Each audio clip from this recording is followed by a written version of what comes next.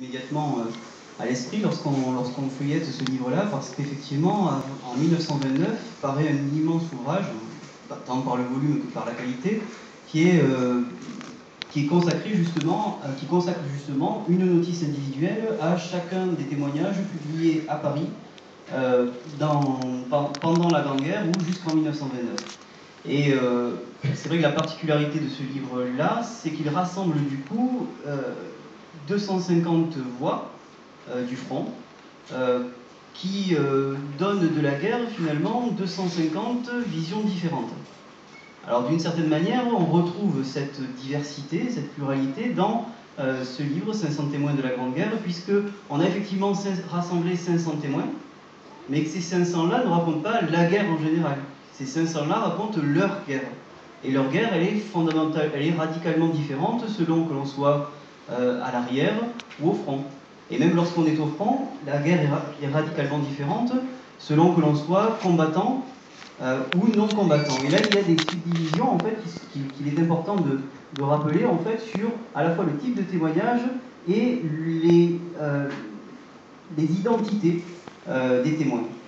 Donc je vais les rappeler en fait parce qu'on peut repartir de la typologie qu'adressait Jean-Antoine Cru pour voir aussi qu'elle peut être prolongée, qu'elle peut être agrandie. Alors il avait fait une typologie rassemblant 5 types de témoignages: les lettres, les carnets de guerre, les souvenirs, les réflexions de façon générale et les romans.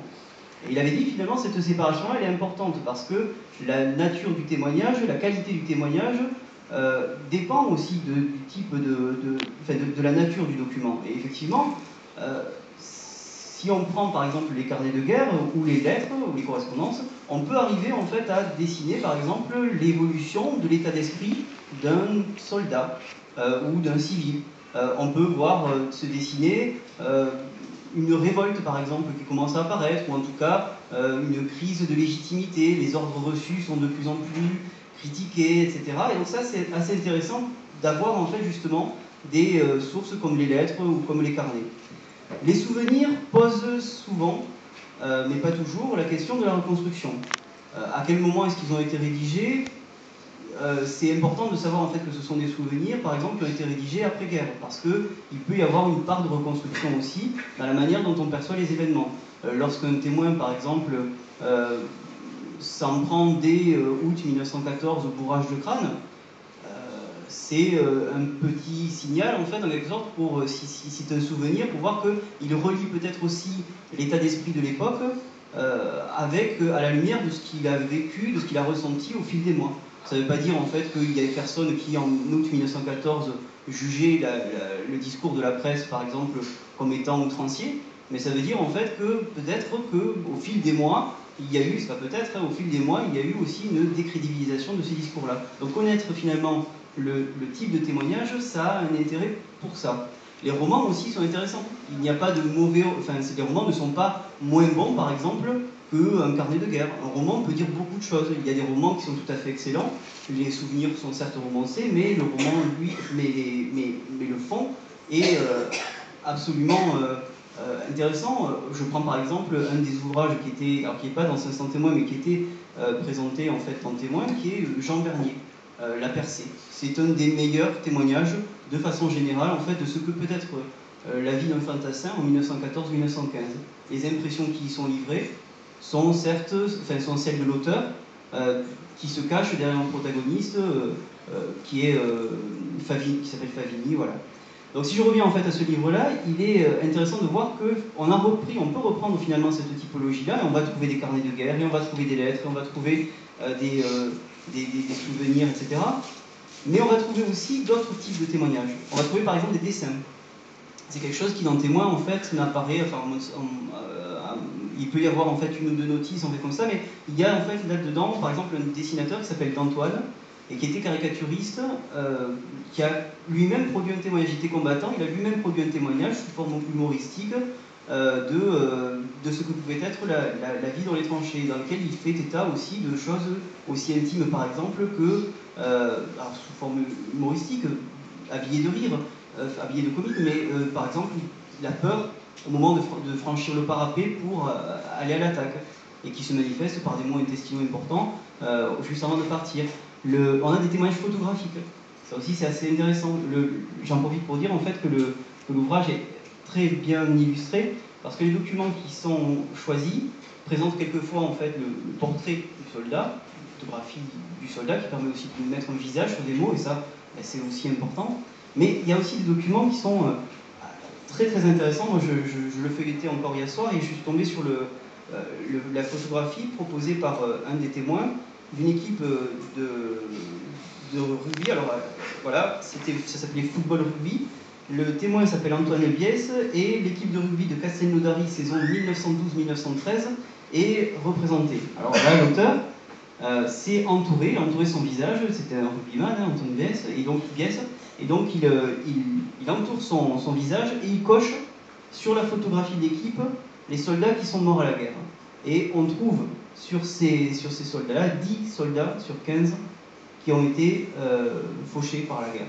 Donc on se rend compte finalement aussi avec ce simple document-là, bon là j'avoue que c'est aussi l'enseignant qui parle, je suis aussi professeur d'histoire dans un collège, et quand je parle aux élèves de ce qu'a pu être finalement l'impact de la Première Guerre mondiale, ce type de document-là en fait offre quand même, à mon sens, un aperçu assez intéressant de justement l'hécatombe que ça a pu représenter aussi pour une classe d'âge.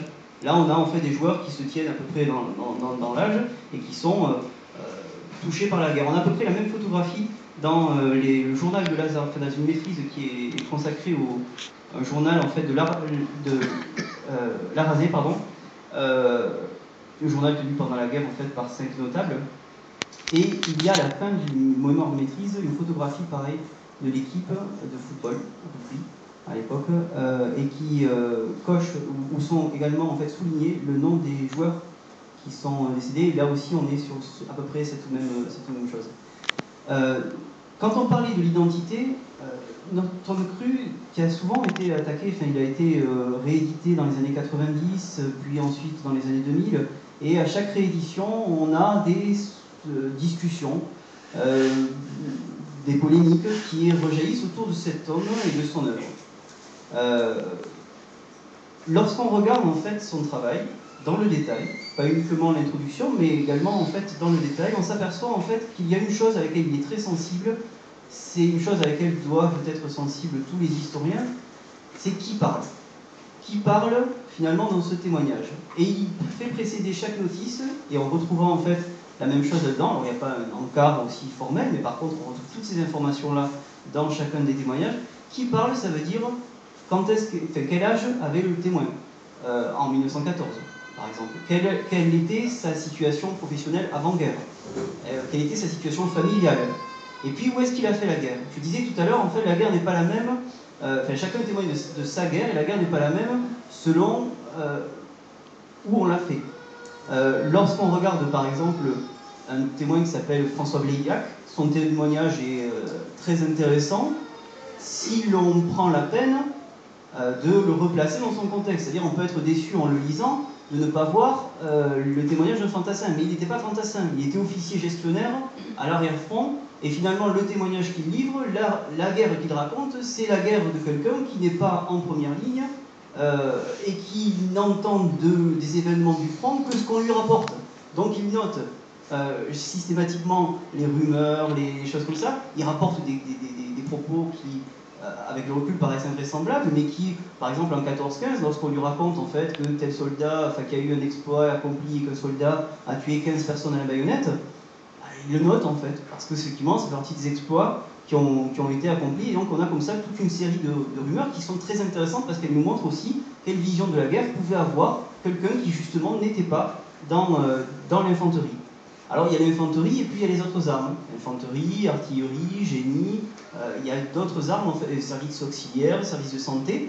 Chacune de ces armes finalement, chacun de ces services permet donne un aperçu de la guerre. Ça ne veut pas dire que le témoignage, par exemple, d'un médecin est moins intéressant que le témoignage d'un fantassin. Si on prend par exemple le cas de Verdun, qui est au programme du primaire, du collège, du lycée, c'est-à-dire à chaque fois, en fait, c'est effectivement la bataille centrale, 1916, Verdun. Quand on regarde la façon dont les témoignages, si on croise les témoignages, on peut avoir la violence de guerre, par exemple, ou d'autres thématiques, mais la violence de guerre vue par différentes personnes selon l'endroit où ils ont fait la guerre. Si on prend par exemple Prosper Viguier, en fait, c'est un médecin, un médecin avant-guerre, qui fait sa guerre dans un service de santé comme médecin, et qui note dans son carnet, dans son journal, qui note le nombre de blessés qu'il reçoit. Alors ça fait partie aussi de sa mission. Et le tableau en fait qu'il dresse pour la période du 24 au 31 mai est le suivant. En fait, je l'ai relevé pour vous donner un exemple justement de ce que peut être la guerre d'un médecin. Il note 25 mai, 120 blessés ont été traités. 26 mai, 30 entrées, 25 évacuations vers les hôpitaux de l'arrière. 21 mai, 29 entrées, 15 évacuations. Ces chiffres-là, cet égrèvement de chiffres, il est intéressant parce qu'on peut le mettre en relation ensuite, et ça c'est intéressant aussi dans la manière dont on peut utiliser les témoignages, on peut le mettre en relation avec d'autres sources.